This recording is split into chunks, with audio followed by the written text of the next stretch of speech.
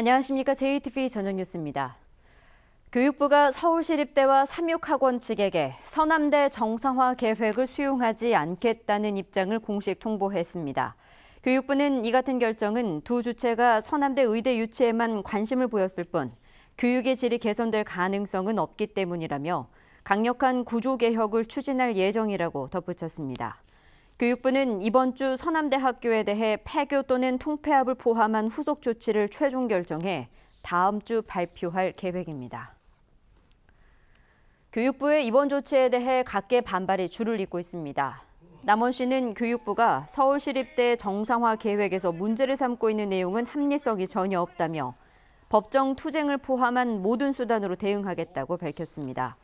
전북 국회의원들은 서남대가 폐교되면 교육부가 사학 비리에 눈 감고 결과적으로 범죄자의 재산을 지키는 데 일조한 셈이 된다며 강력히 규탄했습니다.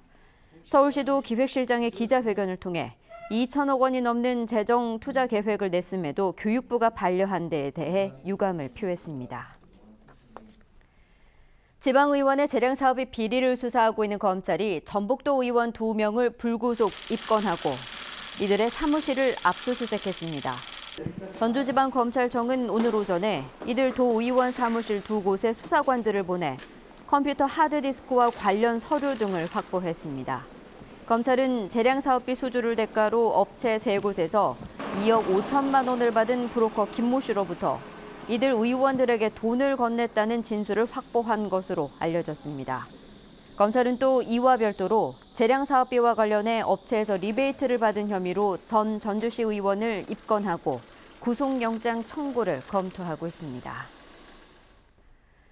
전북을 비롯한 전국 5곳이 연구개발특구로 지정된 가운데 연구개발특구가 더 늘어날 것으로 보입니다. 과학기술정보통신부는 경북 경주와 포항 그리고 울산을 묶어 동해안 연구개발특구로 지정하는 방안을 검토하고 있는 것으로 알려졌습니다.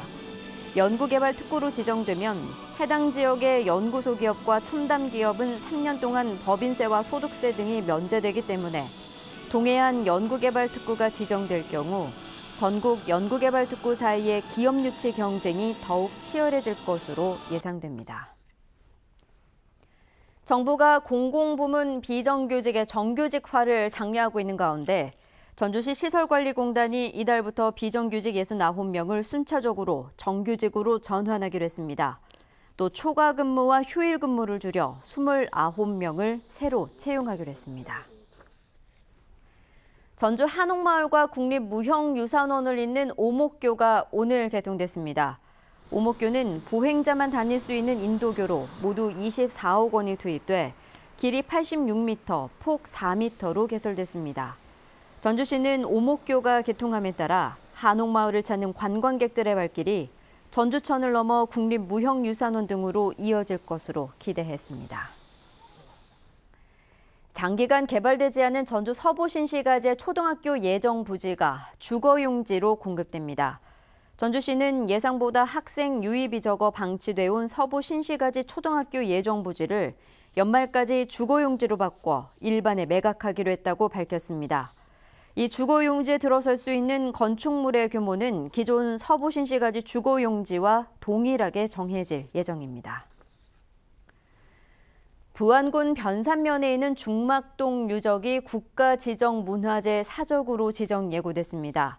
중막동 유적은 고대부터 현대까지 뱃길안전과 풍어를 기원하는 제사가 이어져 오는 곳입니다. 문화재청은 다양한 시기의 해양제사 문화의 변천 과정을 알 수 있고 지금도 매년 풍어를 기원하는 용왕제가 열리고 있어 문화적, 역사적 가치가 높은 유적이라고 평가했습니다. 오늘 오전 5시 반쯤 고창군 상하면 한국전력 전력시험센터의 에너지 저장 시스템 설비 컨테이너에서 불이 나 리튬 배터리, 환풍 설비 등을 모두 태워 소방서 추산 5억 원의 재산 피해가 났습니다. 소방당국은 전기적 문제로 불이 난 것으로 보고 정확한 화재 원인을 조사하고 있습니다.